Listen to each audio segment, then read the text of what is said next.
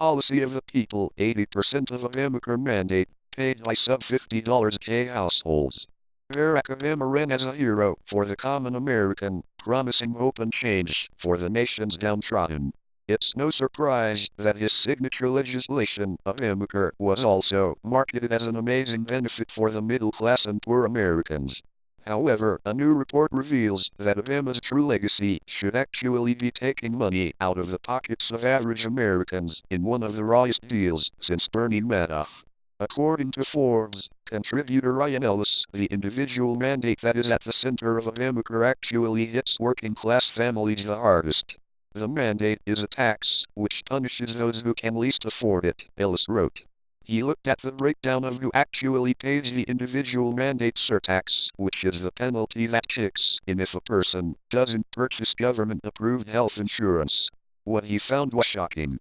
According to the IRS, some 6.7 million American families pay Obamacare's individual mandate surtax, forking over $3 billion annually to Uncle Sam merely for exercising their right not to purchase an unaffordable Obamacare plan, Ellis wrote.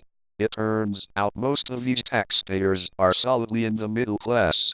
The great majority of them, 80%, actually make less than $50,000 per year.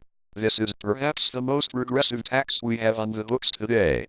Around 5.3 million Americans who earn under $50,000 annually were forced to pay the mandate penalty, which averaged about $340 per person. Yes, average citizens are being charged hundreds of dollars for the right to not buy expensive insurance. So much for the Affordable Care Act. Sen. Steve Gaines, a Montana Republican, did a similar analysis of the numbers and came to the same conclusion. Individuals and families making under $50,000 are the ones being burdened by the mandate. What would happen if the mandate and its penalties were dissolved? Contrary to the doom and gloom spread by Obamacare's proponents, the sky probably wouldn't fall.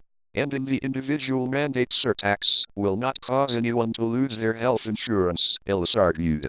It will merely stop punishing people who choose not to buy expensive insurance with a surtax they cannot afford, either. During the push to pass Obamacare, Democrats and Obama himself waved away the penalty or surtax as something that middle-class people didn't need to worry about. That penalty, they insisted, would be for rich Americans who were wealthy enough to cover their medical expenses out of pocket, or who wanted some exotic insurance plan that didn't meet the Obamacare requirements. Like so much, dare we say, all of Obamacare, the promises turned out to be lies. It was snake oil sold by Democrats who were desperate for a political win. Nobody disputes that America's health care system can be improved, but Obamacare was not the way. Like so much of his agenda, Obama's Obamacare legacy is falling apart.